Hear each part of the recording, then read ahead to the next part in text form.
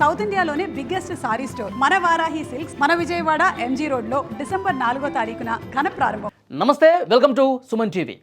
ఆంధ్రప్రదేశ్ని ప్రస్తుతం scrub typhus వ్యాధి భయపెడుతోంది. ఇది ఒక చిన్న పురుగు వల్ల వస్తుందని సమాచారం.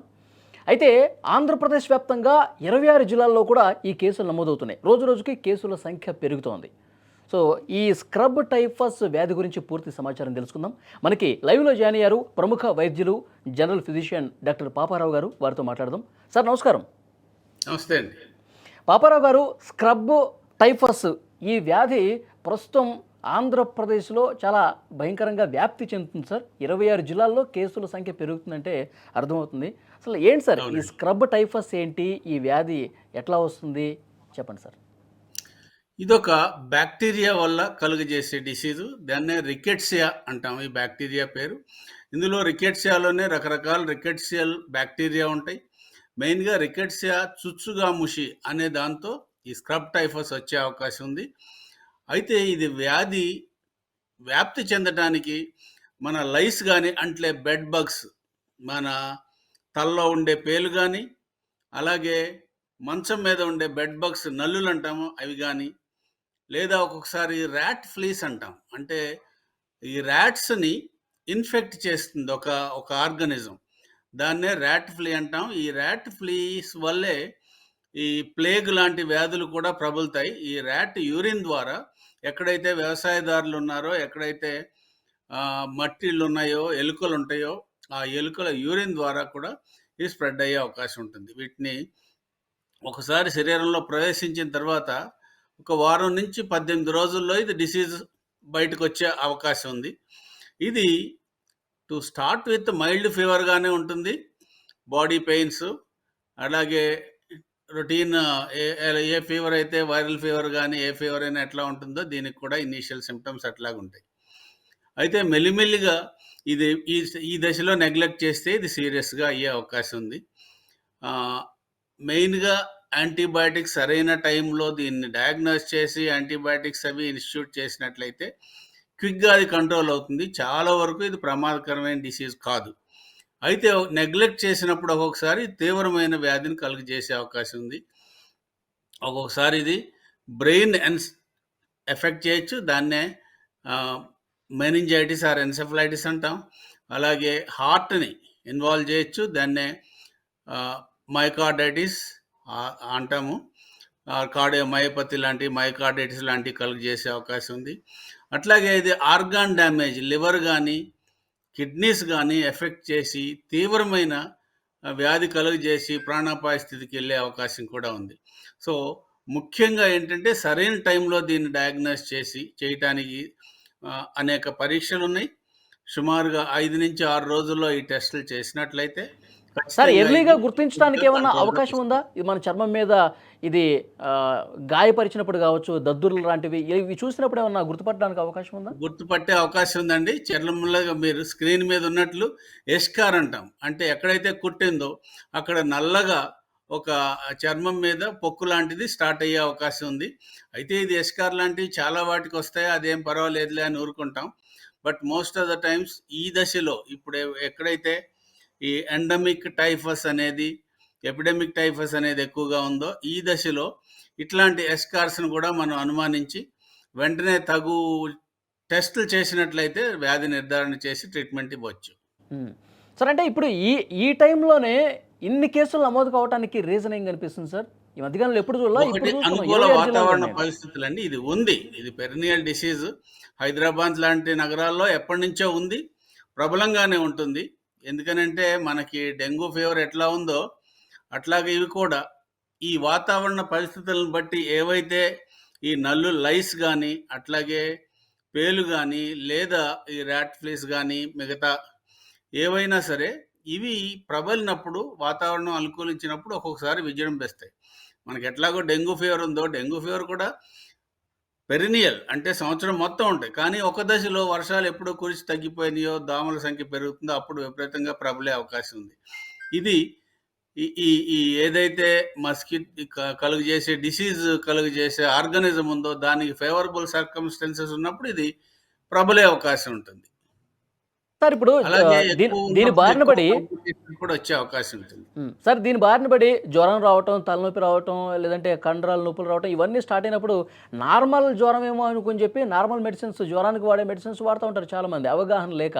దీన్ని పర్టికులర్గా గుర్తించాలంటే ఈ వ్యాధి బారిన పడిన వాళ్ళు తక్షణం ఏం చేయాలంటారు? తక్షణం కొన్ని ఇమీడియట్‌గా కొన్ని 3-5 డేస్‌లో కొన్ని టెస్టులు చేసినట్లయితే మనకి ఇండైరెక్ట్‌గా కొంత అవగాహన వస్తుంది. అలాగే స్క్రబ్ టైఫస్ ఐజీఎం టెస్ట్ అని ఉంటుంది. దీన్ని చేసినట్లయితే ఆహ్, ఒక ఒక 3-5 డేస్‌లోనే ఈ వ్యాధిని కనుక్కునే అవకాశం ఉంటుంది. అలాగే ఒక 6 డేస్ తర్వాత అయితే వీల్ ఫిలిక్స్ టెస్ట్ అని ఉంటుంది. ఇది చేసినట్లయితే ముఖ్యంగా దాని టైటర్ రైజ్ అవుతున్నట్లయితే ఇది కన్ఫర్మ్ అవుతుంది. అట్లాగే ఈ వ్యాధి పడిన వాళ్ళని చాలా సీరియస్ కాంప్లికేషన్స్‌తో కూడా ఈ మధ్య చూడటం జరిగింది. సో, మోస్ట్ ఇంపార్టెంట్ ఏంటంటే మనం ఇది దృష్టిలో పెట్టుకోవాలి. సాధారణంగా వైద్యులు ఏం చేస్తారంటే ఇది వైరల్ ఫీవర్ అని కొట్టి పడేయకుండా ఇది టైఫస్ ఫీవరా, ముఖ్యంగా స్క్రబ్ టైఫస్ అయ్యే అవకాశం ఉందా అనేదాన్ని మనం సాధ్యమైనంత త్వరగా గుర్తించి సింపుల్ యాంటీబయాటిక్స్ డాక్సైక్లిన్ లాంటి యాంటీబయాటిక్స్, ఎజిత్రోమైసిన్ లాంటివి ఇచ్చినట్లయితే చాలా ఈజీగా దీని నుంచి కాంప్లికేషన్స్ లేకుండా బయటపడే అవకాశం ఉంటుంది. సార్ దీన్ని సరైన సమయంలో గుర్తించకపోయినా లేకపోతే తెలిసినా కానీ నిర్లక్ష్యం చేసినా ప్రాణాంతకం కావచ్చు అని కూడా సమాచారం వస్తుంది సార్. ఎందుకంటే ఖచ్చితంగా. మరణాల సంఖ్య కూడా అక్కడక్కడ నమోదైనట్టుగా ఇన్ఫర్మేషన్ ఉంది. ఖచ్చితంగా. చాలా తీవ్రమైన స్థితిలో కూడా ఆఖరి స్టేజ్‌లో షాక్‌లో ఆర్గాన్ డ్యామేజెస్‌తో కూడా కిడ్నీస్ ఎఫెక్ట్ అయ్యి, లివర్ ఎఫెక్ట్ అయ్యి వచ్చిన వాళ్ళని కూడా ఈ మధ్య చాలామంది మా దగ్గరికి రావడం జరిగింది. అయితే ఏ దశలో అయినా సరే దీన్ని మనం గుర్తించినట్లయితే ట్రీట్మెంట్ సులభతరం కాబట్టి, రొటీన్‌గా ఉండే యాంటీబయాటిక్ కాబట్టి వెంటనే అది రివర్స్ అయ్యే అవకాశం ఉంటుంది. దానికి మోస్ట్ ఇంపార్టెంట్ ఏంటంటే దీన్ని వైద్యులు దృష్టిలో పెట్టుకోవాలి. ఈ టైఫస్ ఫీవర్ అన్నది లేకుండా అది ఎంతసేపటికి వైరల్ ఫీవరా, టైఫాయిడా, డెంగ్యూవా, ఇంకోటా, మలేరియానా అని దీన్ని నెగ్లెక్ట్ చేస్తే ఇది మన మనసులోకి, మైండ్‌లోకి వచ్చే అవకాశం ఉండదు. అలాంటప్పుడు ఇది నెగ్లెక్ట్ చేసే అవకాశం ఉంటుంది. ఎర్లీగా వైద్యుల దగ్గరికి వెళ్ళినా సరే ఒక్కొక్కసారి ఇది బై మిస్టేక్ సరైన టైంలో డయాగ్నోస్ జరగకపోవచ్చు. అలాంటప్పుడు కాంప్లికేషన్ రేట్ ఎక్కువగా వచ్చే అవకాశం ఉంది. మనం అనుకున్నట్లు తీవ్రమైన వ్యాధి వస్తే ముఖ్యంగా organ damage, liver, kidneys effect అయ్యి హార్ట్ కానీ బ్రెయిన్ కానీ ఎఫెక్ట్ అయితే ఇది చాలా తీవ్రమైన డిసీజ్‌ని కాజ్ చేసి ప్రాణాంతకమైన డిసీజ్‌గా అయ్యే అవకాశం ఉంది. అలాంటి స్థితిలో కూడా మేము ఇలాంటి కేసులను చూడడం జరిగింది ఈ మధ్య హైదరాబాద్‌లో. కాబట్టి కొంచెం అవేర్‌నెస్ ఎక్కువ ఉండటము అనేది చాలా ముఖ్యం. పేషెంట్స్‌కి, పబ్లిక్‌కి ఈ అవేర్‌నెస్ ఈ కేసులు మీ దగ్గరికి ఏమైనా అలాగే వచ్చినాయా సార్ ఈ డాక్టర్స్. మధ్యకాలంలో? ఈ కేసులు వచ్చాయండి మా దగ్గరికి కూడాను. ఇంటెన్సివ్ కేర్‌లో ఉంచి వాళ్ళని ట్రీట్మెంట్ చేయడం జరిగింది. క్రమంగా వాళ్ళు 5-7 డేస్‌లో క్రమంగా కోలుకొని ఈ ఆర్గాన్స్ అన్నీ మళ్ళీ ఇంప్రూవ్ అయ్యి స్లోగా వాళ్ళ నార్మలైజ్ అయ్యే అవకాశం. కానీ ఇది టైం పడుతుందనమాట. వెంటనే ఒక డయాగ్నోస్ చేసి ట్రీట్మెంట్ చేసిన వెంటనే రివర్స్ అయిపోదు. అట్‌లీస్ట్ ఒక 5-7 డేస్ పడుతుంది. ఆ తర్వాత కూడా ఇంకొక 1 వీక్, మొత్తం 2 వీక్స్ ఈ యాంటీబయాటిక్స్ వాడవలసి ఉంటుంది. సార్ పిల్లల్లో ఈ స్క్రబ్ టైఫస్ ప్రభావం ఎట్లా ఉంటుంది సార్? పిల్లల్లో కూడా ఇది తీవ్రమైన డిసీజ్ కలుగజేసే అవకాశం ఉంటుందండి. ముఖ్యంగా పిల్లల్లో 5 ఇయర్స్ లోపు వాళ్ళకైతే ఎక్కువ వల్నరబుల్ పీపుల్ అంటాము. అట్లాగే అబోవ్ 65 వాళ్ళకి కూడా ఇది తీవ్రమైన డిసీజ్ కలుగజేసే అవకాశం ఉంటుంది. ఎక్కువ ఆర్గాన్ డ్యామేజ్ మనం అబోవ్ 65 వాళ్ళకి చూస్తూ ఉంటాము. ఇలాంటప్పుడు తీవ్రమైన ప్రాణాంతకమైన డిసీజ్ కలుగజేసే అవకాశం ఉంటుంది. ముఖ్యంగా పిల్లల్లో లివర్ కానీ, కిడ్నీస్ కానీ ఎక్కువ ఎఫెక్ట్ అయినప్పుడు, ఫీవర్ కన్సిస్టెంట్‌గా ఉండి ఫీవర్ తగ్గనప్పుడు ఇది టెస్ట్ చేసి ఒకవేళ ఇది టైఫస్ ఫీవర్ ఉందా, స్క్రబ్ టైఫసా టెస్ట్ చేసుకుంటే అది వెంటనే గుర్తించి సరైన టైంలో ట్రీట్మెంట్ ఇచ్చినట్లయితే తేలిగ్గానే బయటపడొచ్చు. అయితే గుర్తించకపోవటం అనేది ఇక్కడ చాలా ముఖ్యమైన విషయం.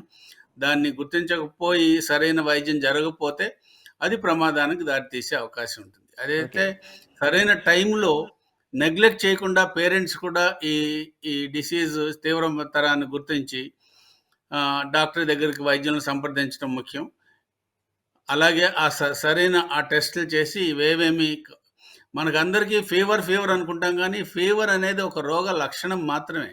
ప్రతిదానికి ఒక కాజ్ ఉంటుంది. ఈ ఫీవర్‌కి కాజ్ మలేరియానా, టైఫాయిడా, అలాగే టైఫస్ ఫీవరా, స్క్రబ్ టైఫసా అనేదాన్ని గుర్తించి దానికి ట్రీట్ చేసినట్లయితే ఫీవర్ ఆటోమేటిక్‌గా తగ్గుతుంది. సో, ఎన్ని ఫీవర్ రోజులు చూడాల్సిన కాజ్ని అవసరం మనం ఉంది? ట్రీట్ ఇది నార్మల్ చేసుకోవాలండి. ఫీవరా లేకపోతే స్క్రబ్ టైఫసా అనేది తెలుసుకోవటానికి ఒక 2-3 రోజులు చూస్తే సరిపోతుందా? ఆ టెస్ట్ చేయాలండి. ఫాలో చేయాలి. ఇనీషియల్‌గా అన్ని ఫీవర్ లాగానే ఇది కూడా ఉంటుంది. జ్వరము, తలనొప్పి, ఒళ్ళు నొప్పులు ఇలా వస్తుంది. అయితే మైల్డ్ ఫీవర్‌గా స్టార్ట్ అవుతుంది. మెల్లిమెల్లిగా అది పెరిగే అవకాశం ఉంటుంది. అయిన తర్వాత ఇది మిగతా వాటన్నిటికి సంబంధించిన టెస్ట్‌లన్నీ నెగెటివ్ వచ్చినా, రొటీన్ యాంటీబయాటిక్స్ ఇచ్చినా సరే ఇది తగ్గకపోతే ఇది టైఫస్ ఫీవరా? కాదా? అనేది మనం అనుమానించాల్సి ఉంటుంది. సో, చాలామందేంటంటే టైఫస్ ఫీవర్ టెస్ట్ చేయకుండా దీన్ని నెగ్లెక్ట్ చేసి సరైన టైంలో గుర్తించకపోవటం వల్ల ఈ తీవ్రమైన డిసీజ్ కలుగజేసే అవకాశం అంటే ఉంటుంది. ప్రభుత్వ పిల్లల్లో ఆసుపత్రుల్లో గాని, కూడా పెద్దల్లో గాని. ఈ టెస్ట్ కిట్లు అందుబాటులో ఉన్నాయి సార్ ప్రెజెంట్ దీనికి? ప్రతి చోట అందుబాటులో ఉంటాయండి. కిమ్స్‌లో ఉంది, సిటిజన్‌లో ఉంది. ప్రతి చోట ఈ ఈ ఈ కిట్స్ అన్నీ అందుబాటులో ఉన్నాయి.